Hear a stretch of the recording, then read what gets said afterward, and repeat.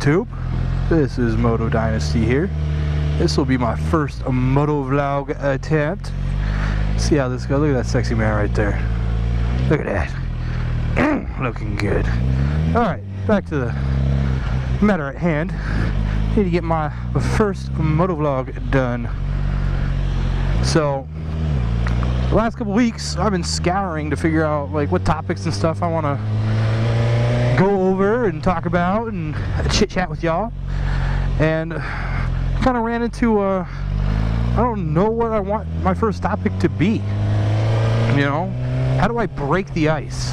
How do I introduce myself to the internet world?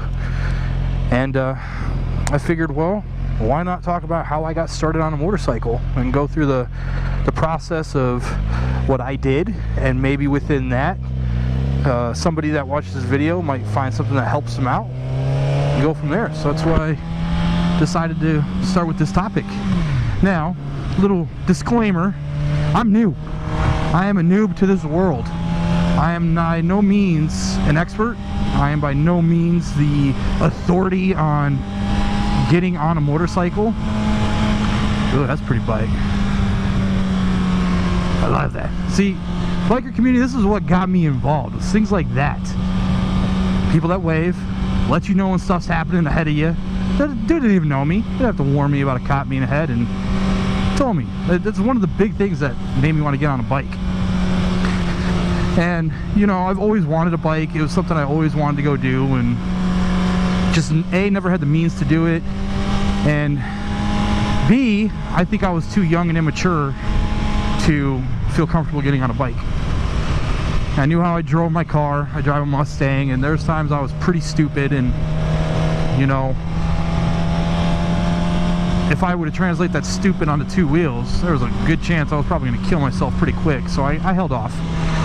And I started doing a lot of self-assessment with myself and trying to figure out when is a good time for me to get a bike. When do I know I'm going to be ready to get a bike?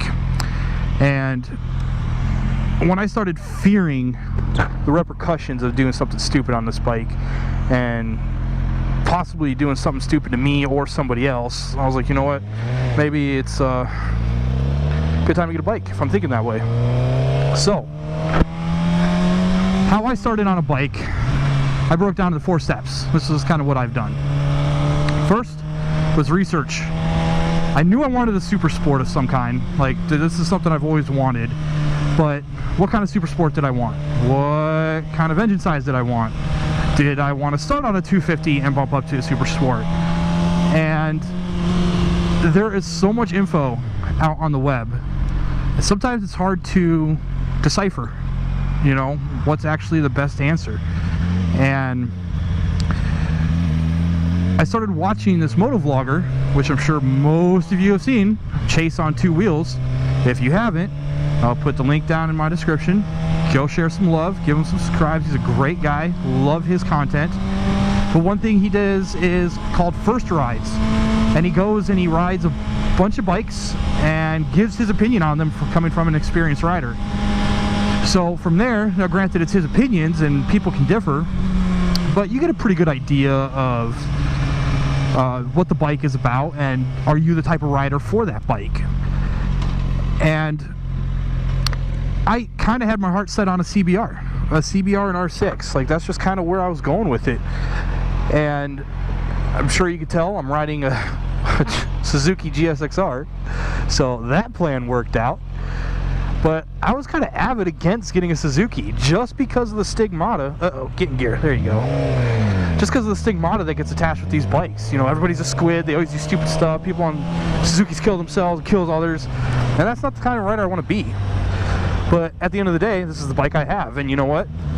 Haters are gonna hate, and that's how it's gonna be. I don't care. I actually really love my bike. And the reason I got this bike was through my research and seeing one of Chase's first rides was this model year GSXR. Now, forgive me if I'm wrong, I think the newer models too, up to 2016, have it, where they have a mode button. Shoot. See? Like I said, I'm a noob. Missing shifts and shit. But with the newer models, and this is an 08, so I believe it was from 08 and up, they come with this mode selector. And what this does is you have ABC modes, and it kind of dummies down the engine for you. C mode gives you like 50% throttle response. It just dummies it down, makes it feel less of a 600, kind of more of a 250. I mean, it's the size and the weight of a 600, but then you can incrementally bump up in these modes and get comfortable with the bike.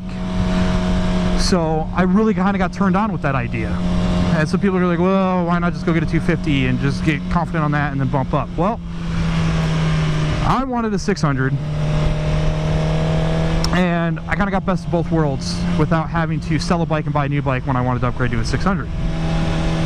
And another part was my buddy owned this bike. I've known this bike since its inception, since the beginning. He owned it for 8 years up till when I bought it. He was the first owner. There was only 5,000 miles on the bike when I bought it, and he found out I was in the market, and he's like, you know what, man, if you want to buy a bike, I'll sell you mine for a steal price because I've known you for a long time, and I just don't ride it. It's just not my thing anymore. So I started chit-chatting with him, and the deal he gave me, I could not walk away from. Just, it was too much of a good bargain to say, I guess I'll be a squid for a while. That's the best way to describe it. The price that he gave me, I was willing to be looked at as a squid on a bike. So he gave me a lot of gear, he gave me a lot of stuff for the bike, and he took care of this bike like it was his daughter, man. It's clean, never been laid down, never stunted, never raced. I mean, crap, it almost felt like it was barely broken in. So in all my research, I found out what bike I wanted, found out what kind of rider I was going to be, and just started reviewing videos on how to ride and tips and tricks to riding. And all my friends, pretty much a good 90% of the guys I hang out with all ride. So I just started chit-chatting with them and getting their opinions and, you know, going from there. So topic number 2, which I think you should hit up after you start doing your research and kind of figure out where you want to go with this, is you got to start getting some gear. And the reason why I say get gear before you get a bike and get gear before you even figure out what you're spending is because I highly suggest topic 3, which is an MSF course. And in order to do an MSF course, you need to have gear. So as soon as I figured out I was getting this bike, as soon as I figured out I was ready for this bike, did all my research, I felt comfortable getting this bike. I went to a store here in town. I live in Vegas, by the way, if you haven't realized, the big effing casino right there, which are everywhere. It's called Cycle Gear. So I walked in with my buddy who's an experienced rider and started chit-chatting with the manager there. She was awesome, phenomenal lady. I'm not gonna say her name, I don't know if she wants it out there, but she's at the Decatur store in Las Vegas, Cycle Gear. And I was kind of hesitant, you know, I'm not a big salesman person. I'm sorry if you're a salesman watching my video. I guess a better way of saying it, there is a type of salesman I am not fond of. And those are the salesmen that cram stuff down your throat. Oh, you need this, you need this, you need this, is the best thing. It's $900, get this. Or oh, you don't want this model car, you want the $20,000 more model car because I want to make a sale. That's not how she was whatsoever. She took the time and really went through everything with me gear-wise and kind of got me educated on what's on the market and what these things do and why they do the things they do and why they're priced the way they are. And she wasn't trying to push sales down my throat for the highest price stuff. I ended up buying a speed and strength helmet, an $80 helmet for my first helmet for my MSF class. And she actually kind of pushed me into that helmet. Just for the fact of, hey, get yourself to the MSF course, don't dump a ton of money right now on gear, get stuff that will get you by, and then you'll start to feel what kind of gear you're going to want to get and what your body is going to react to and what's comfortable for you, which I thought was phenomenal. So she really took a lot of time, almost like 2 hours with me that day, and walked me through everything from jackets to pants to boots to helmets to gloves to parts and accessories, and it made me feel really comfortable on everything. So the gear I highly recommend you get right off the bat before you take your MSF course is you need a helmet, that's required. You need gloves, that's required. and either a long sleeve shirt, a good pair of jeans, and ankle supported type shoes. So at Cycle Gear, I got my speed and strength helmet. It was a full face. I wanted a full face helmet. It's DOT approved, all that good stuff. And I got a pair of these Dionysus Raptor textiles. I really love these gloves because they're thin. They give me a lot of dexterity. I was able to feel a lot in my fingertips, which I really wanted when I first started learning this bike instead of big bulky gloves. And then I got a Sedici full leather jacket, bio armor, Alpine Stars bio armor back insert, has elbow protection, shoulder protection. I really wanted that because it would make me feel more comfortable on a bike, lessen my anxiety a little bit, make me hopefully a safer rider because I'm not worried about other stuff that could potentially happen. And then I got a pair of Alpine Star SMX1 boots. I don't know if you can see those. I always wanted a pair of these damn boots. I didn't care. People talk shit about them. I don't care. I love these things. And luckily, when I went in to get my gear, they just happened to be on a killer sale. So I was like, yeah, screw it. Let me get some.